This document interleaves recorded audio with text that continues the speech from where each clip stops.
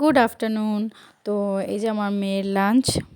আজকে নিয়েছি হচ্ছে রাইস, ডাল, আর এইটা হচ্ছে তেলাপিয়া মাছ।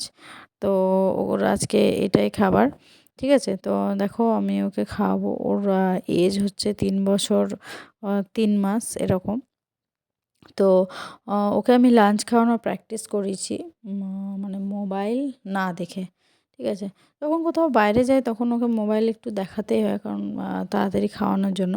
আর তাছাড়া আমি বেশিরভাগই ওকে গল্প শুনিয়ে শুনিয়ে কথা বলে বলেই আমি ওকে ভাত খাওয়ানোর চেষ্টা করি। এরকম করে একটা কোনো খেলনা ওর হাতে দিয়ে দিই, তো ওই খেলনা নিয়েই ও খাবারটা খেয়ে নেয়। হ্যাঁ, ওর একটু টাইম লাগে, কারণ ও তো বাচ্চা, তো খাবারটা চিবিয়ে চিবিয়ে খেতে খেতে একটু সময় লাগে।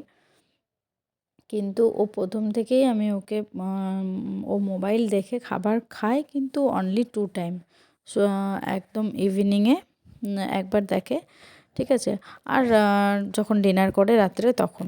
তাছাড়া আমি বেশিরভাগ টাইমই ওকে মোবাইল ছাড়াই খাওয়ানোর চেষ্টা করি।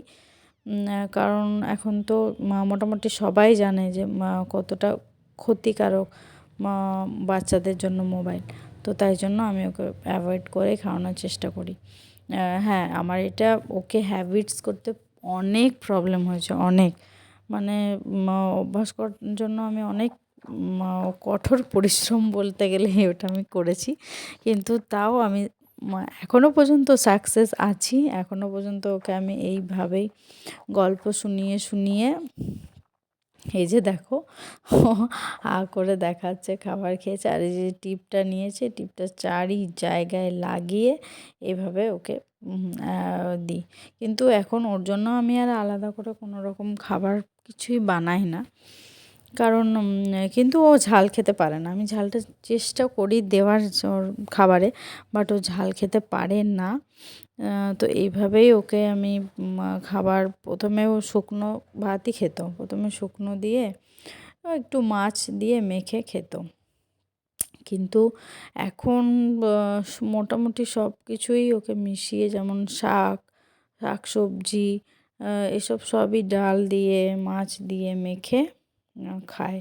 কিন্তু মাছ ডিম এগুলো তো সব বাচ্চা একটু ভক্ত হয়, ও ভক্ত। এগুলো থাকলে একটু বেশি আনন্দ পায়, তাড়াতাড়ি খেয়ে নেয়।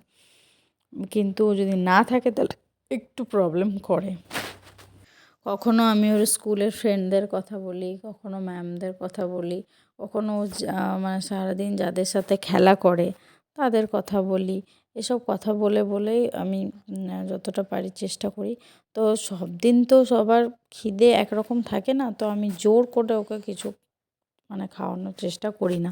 কারণ ও যতটা খায়, যতটা পারে, দেখি যে না পেট ভরে গেছে, তখন আর খাওয়াই না। একটু মানে পেট খালি রেখে খাওয়ানোটাই আমার মনে হয় বেটার। তো তাই জন্য অতটা পেট ভর্তি করে খাওয়াই না, বাট এইভাবেই ওকে আমি গল্প বলে বলে খাওয়াই। আসো,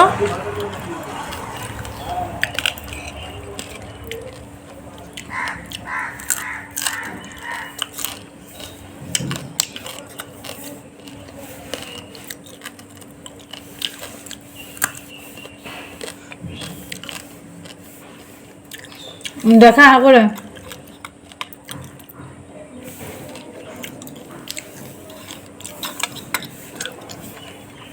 করে দেখা।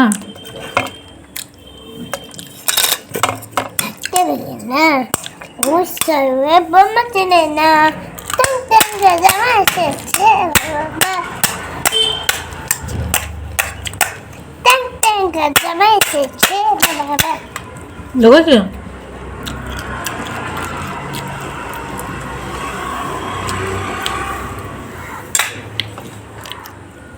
বাই করে দেয় সবাইকে।